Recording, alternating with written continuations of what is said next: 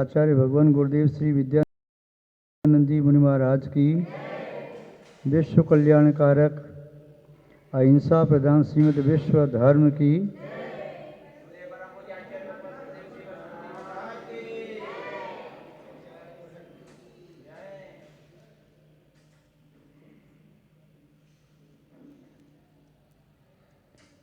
उपस्थित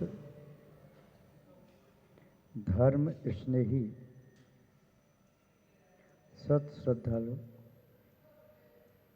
भव्यवर पुंडरीक पुण्यात्मा महानुभाव,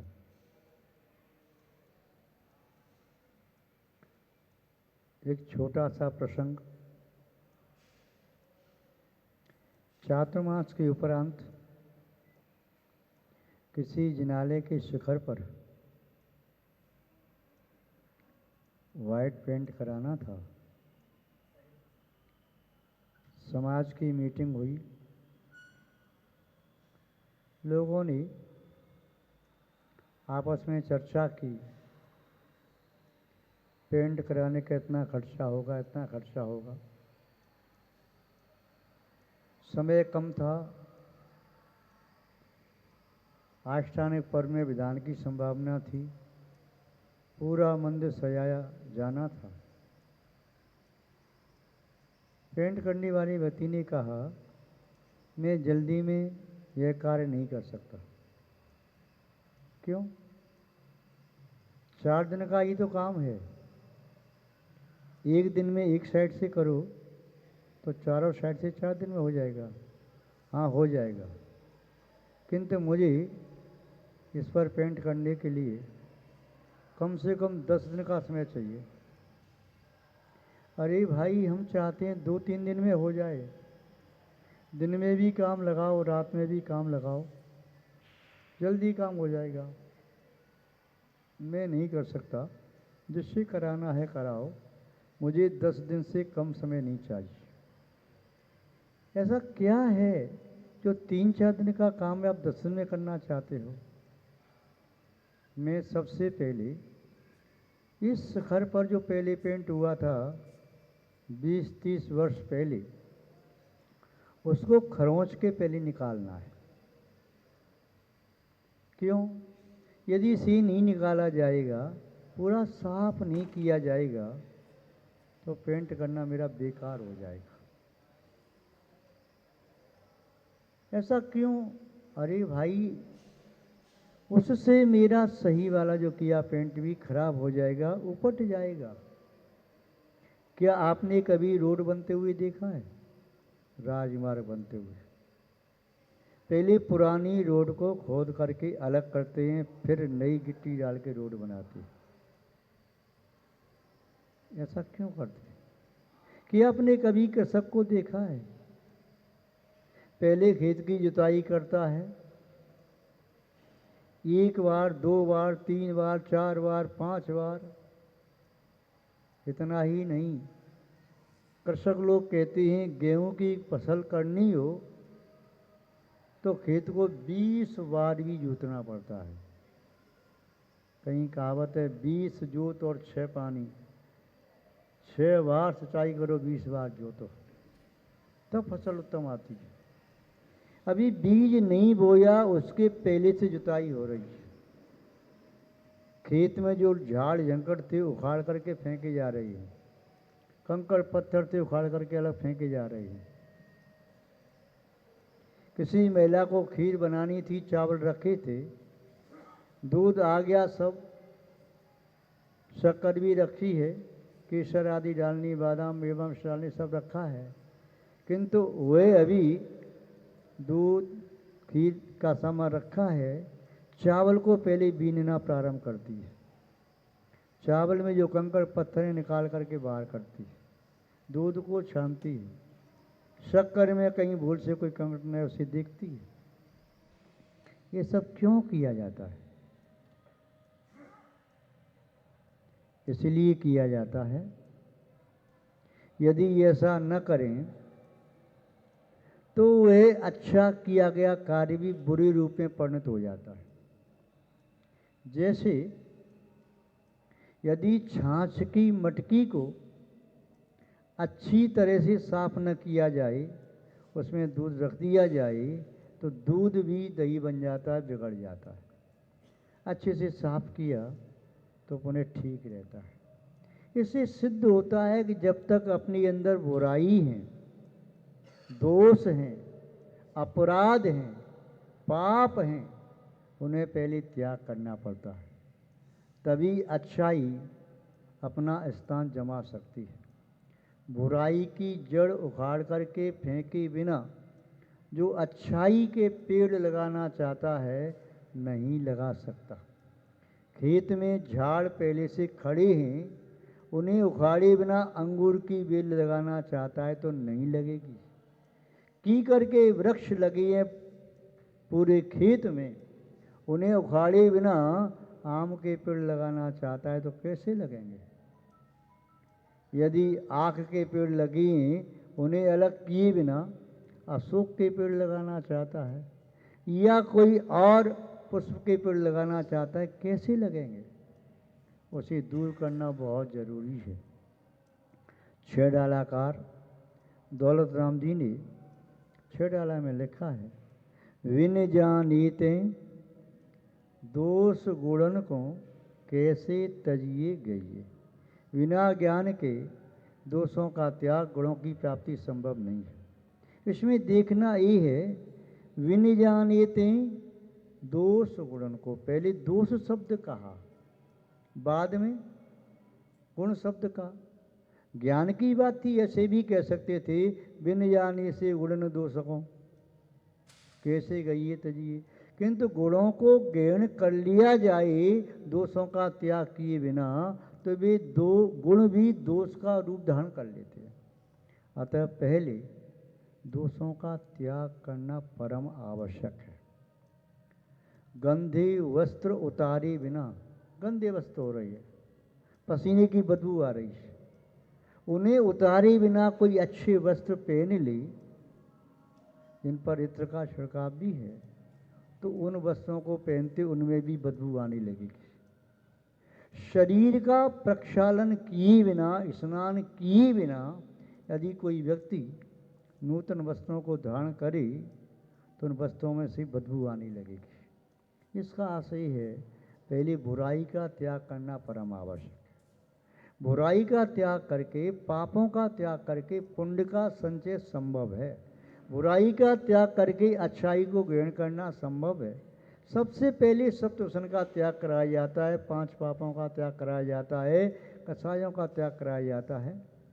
सबसे पहले बच्चों को पढ़ाया जाता है 5 पाप, श्रावक के 12 व्रत बाद में, 11 प्रतिमा बाद में, 6 आवश्यक कर्तव्य बाद में, पहले 5 पापों को समझो, इन्हें समझ करके इनके फल को जान करके इन्हें छोड़ दो, जिससे आपके जीवन में अच्छाई आ सके।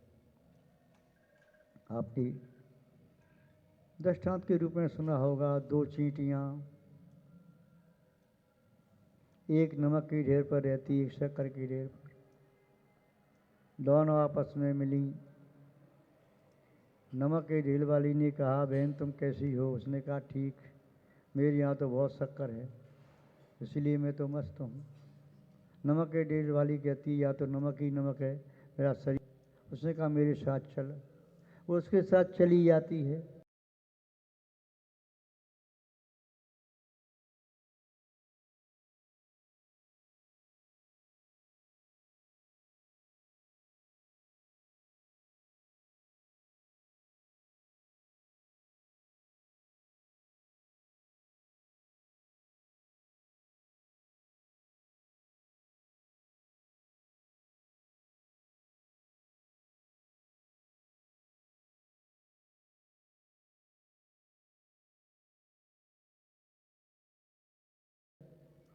वहाँ पर कहती, देख कितनी मिश्री है, कितना यहाँ शक्कर का ढेर लगा हुआ है। वह खाती, बहन मुझे स्वाद नहीं आ रहा, ये भी तो नमक है, तो कहाँ ले आई मुझे। वह आश्चर्य करती है, यहाँ पर नमक का स्वाद, शक्कर का ढेर लगा है, मिश्री है। हाँ बहन, मुझे तो स्वाद नमक का आ रहा है। आश्चर्य। बहन एक बात बताना, क्या तुम्हारे मुख में कुछ है तो नहीं।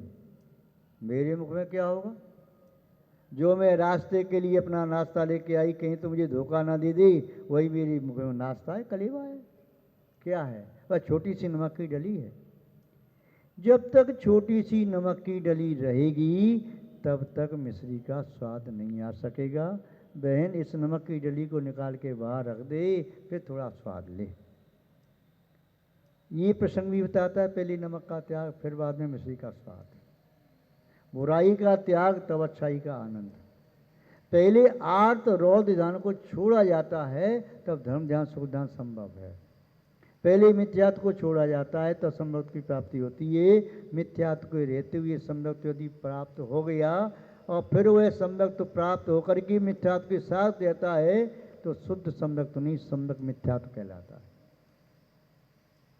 महानुभाव, इसी बात को आचार्य भगवान कुंद कुंद स्वामी जी प्रवचन सार में 267वीं गाथा में, कहीं क्रमांक आगे पीछे भी है, 259वीं कहीं आया है। आचार्य अम्मचंद स्वामी की टीका के अनुसार, जयसिंह स्वामी टीका के अनुसार अलग अलग नंबर है।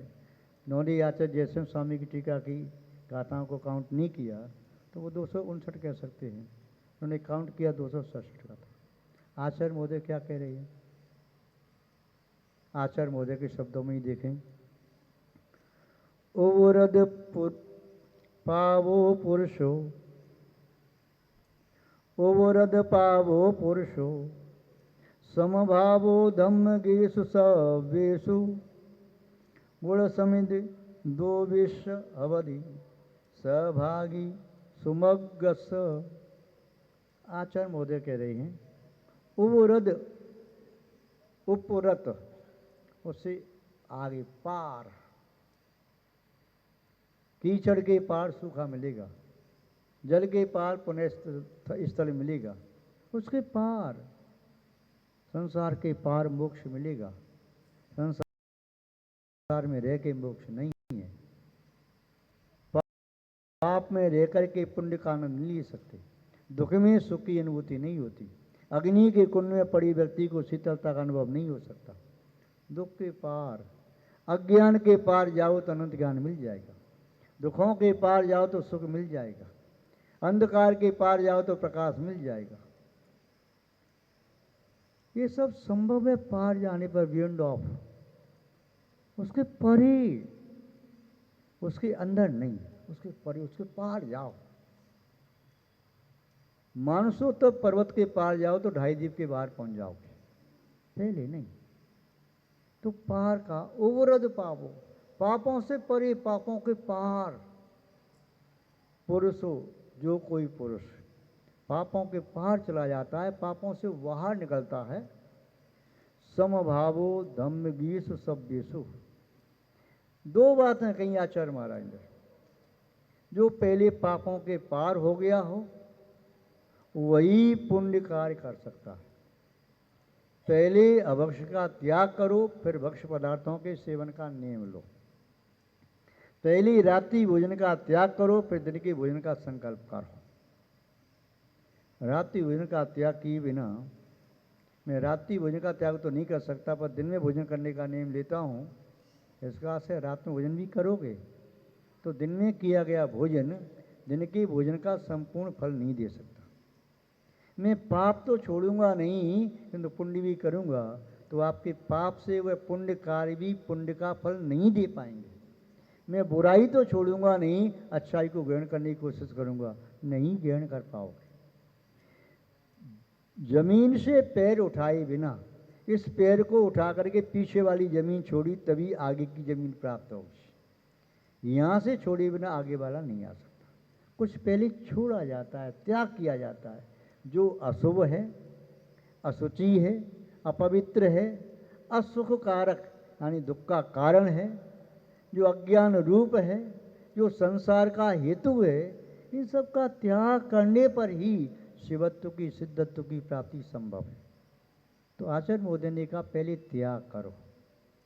पाप अशुभ है, पाप की दूसरी पर्याय, दूसरा भाग दुख है। पाप संसार का नियम से कारण है। पुण्य परंपरा से मोक्ष का कारण भले ही हो जाए, किंतु पाप कभी मोक्ष का कारण नहीं है। इसलिए पापों को छोड़ो। नरक का त्याग किए बिना देवत्व की प्राप्ति नहीं हो सकती। तिर्यंच अवस्था का त्याग किए बिना मनुष्य अवस्था की प्राप्ति नहीं हो सकती। जमीन का त्याग किए बिना आकाश की यात्रा नहीं हो सकती। मृत्यु को स्वीकार किए बिना अगली पर्याय में जन्म नहीं हो सकता। तो पहले त्याग करना होता है। अंधकार को छोड़े बिना प्रकाश कैसे मिलेगा? ये रोनी सी सूरत, इसको छोड़े बिना मुस्कुराता चेहरा कैसे प्राप्त होगा? इसको छोड़ो। पहले मन में जो विकल्प हैं, दुश्चिंता हैं, शोकाकुल अवस्था के कारण हैं, उन्हें छोड़ो तो सुखद अनुभूति होने लगेगी। तो आचार्य महाराज कह रहे उवरद पावो पुरुषो, जो पुरुष पापों से उपरत हो गया, पापों से ऊपर उठ गया। चलो पापों से उठ गया, अब धर्मात्मा बन गया। किंतु कह रही हैं धर्मात्मा बन तो गया, किंतु धर्मात्मा बन करके भी आपका किसी के प्रति राग और द्वेष है। एक के प्रति बहुत राग, दूसरे के प्रति द्वेष भरा हुआ, उसके प्रति उपेक्षा भाव है। तब भी वह जीव सुमग्गस भागीण, तब तक वह जीव सुमार का भागी नहीं हो सकता। तो समत्व भाव, आपको किसी के भी अंदर धर्म दिखाई दे, वह व्यक्ति चाहे आपसे द्वेष रखता है, चाहे राग रखता है, आप उसके अंदर विद्यमान धर्म को देखो, उसके कर्म को मत देखो। जो सभी साधर्मियों के प्रति समत्व भाव रखता है, साधर्मियों में भेदभाव नहीं करता है, ऐसा जीव गुण सम्मिलित दो भी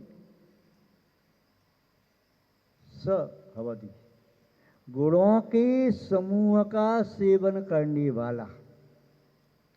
तीन बात हो गई।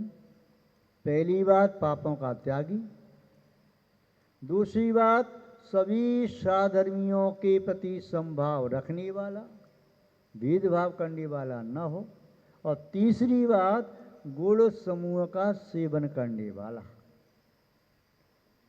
स्वास्थ्य प्रतिकूल हुआ, जिससे प्रतिकूल हुआ उन पदार्थों का त्याग करो। यदि उनका सेवन करते जाओगे तो स्वास्थ्य ठीक नहीं होगा, बिगड़ता जाएगा। उनका त्याग करो। त्याग कर दिया, अब जो प्रॉपर औषधि है उसका विधि पूर्वक सेवन करो। चलो जो अपथ्य था उसका त्याग कर दिया, औषधि का सेवन भी कर रही है, फिर भी वो अवस्था प्राप्त नहीं हो पा रही है जो पहले थी। तो का तीसरा काम करो, वह बताया पौष्टिक पदार्थों का सेवन। सुमार्ग का भाजक कौन है? तो जिसमें तीन बातें हों। पहली पाप का त्याग, फिर धर्मात्माओं में धर्म खोज लेना, और सभी धर्मात्माओं के अंदर विद्यमान धर्म के प्रति एक सा व्यवहार। इस धर्मात्मा के प्रति व्यवहार अलग, उसके प्रति अलग। 24 तीर्थंकर माना कि एक प्रकार के हैं, तो 24 में भेदभाव कर दिया, ये नहीं ये अच्छे हैं, ये नहीं ये अच्छे हैं। शास्त्र सब जिनवाणी है, ये नहीं ये ठीक है। साधु निगम सब ठीक हैं, ये नहीं ये ठीक है। ये भेदभाव कर रही हैं, तब तक भी वह सुमार का भाजक नहीं हो सकता। तीसरा गुणों का सेवन करने वाला हो, दोषों का सेवन करने वाला नहीं हो। यदि पौष्टिक पदार्थों का सेवन कर रहा है, पथ्य सेवन, अपथ्य का त्याग, औषधि का सेवन और पौष्टिक पदार्थों का सेवन, ऐसा नहीं कि वे अपथ्य का त्याग कर दिया, औषधि का सेवन भी कर रहा है, किंतु ऐसे पदार्थों का सेवन कर रहा है जिन पदार्थों का सेवन करने से कमजोरी और आएगी। उसे ग्रहण करना था दूध, मावा, पनीर, घृत लेना था, और उसे लेना कर दिया क्या? लेना शुरू कर दिया नींबू का रस। अंदर की जो भी चिकनाई थी, वसा थी, सब निकल गई और कमजोरी आ गई। लेना शुरू क्या किया उसने? वह भोजन करना बंद कर दिया, पानी पानी पी रहा है।